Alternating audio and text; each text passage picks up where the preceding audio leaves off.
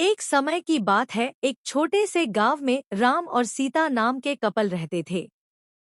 उनका एक अर्जुन नाम का बेटा था, जिसकी शादी रिया नाम की लड़की से हुई थी।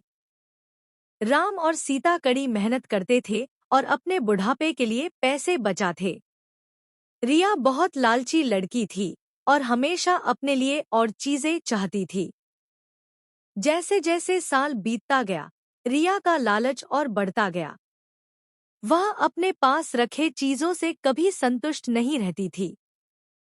वह हमेशा अपने सास ससुर से महंगे तोहफे मांगा करती थी और उनके बचाए हुए पैसों में से भी कुछ हिस्सा अपने लिए मांगती थी।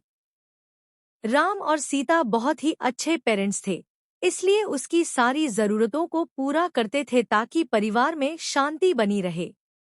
वह अपने पति अर्जुन के ऊपर भी दबाव डालती थी कि वह अपने माँ बाप से पैसे और संपत्ति मांगे। वह बहुत ज्यादा संपत्ति इकट्ठा करना चाहती थी, बिना किसी मेहनत के। एक दिन राम और सीता ने यह फैसला लिया कि वह रिया को सबक सिखाएंगे। वह उसे बुलाते हैं और बोलते हैं कि बेटा, हमें तुमसे कुछ जरूरी बातें करनी है। हमने यह फैसला लिया है कि हम अपनी जायदाद का कुछ हिस्सा अपने बच्चों में बांटेंगे और उसका कुछ हिस्सा तुम्हें भी देना चाहते हैं। रिया खुशी से झूम उठती है क्योंकि वह हमेशा से यही चाहती थी।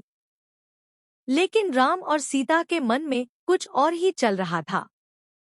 उन्होंने एक पत्थरों से भरा हुआ बैग उसे दे दिया और बोला, बेटी, यह तुम्हारे हिस्से की संपत्ति है। रिया उस बैग को देखकर गुस्सा हो गई। उसने उस पत्थर से भरे हुए बैग को जमीन पर फेंका और जोर से चिल्लाते हुए बोली कि मेरी मजाक उड़ाने की तुम्हारी हिम्मत कैसे हुई? मुझे पैसे चाहिए, ये पत्थर नहीं। राम और सीता ने शांत तरीके से उसे समझाया और बोले, रिया, सच्ची संपत्ति सिर्फ पैसे और चीजों के बारे में नहीं है। यह प्यार, दया और जो कुछ भी तुम्हारे पास है, उसके लिए आभारी होने के बारे में है। हमने हमेशा तुमसे प्यार किया है और तुम्हारी देखभाल की है, और यह पैसों से भी अधिक कीमती है। रिया को एहसास हुआ कि वह लालच में कितनी अंधी हो गई थी। उसको अपने किए गए बर्ताव के लिए पछतावा होने लगता है। उसने अपने सास और ससुर से माफी मांगी और अपने तरीके बदलने का वादा किया। उस दिन के बाद से उसमें बदलाव आया और वह एक अच्छी बहू बन गई। रिया के बदलाव की बात पूरे गांव में फैल गई और सभी ने एक बेहतर इंसान बनने के लिए उसकी प्रशंसा की।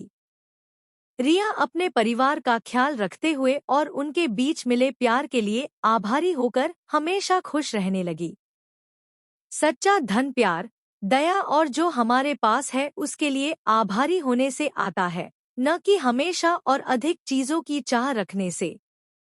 कहानी पसंद आई हो तो वीडियो लाइक करें, कमेंट करें हेल्प।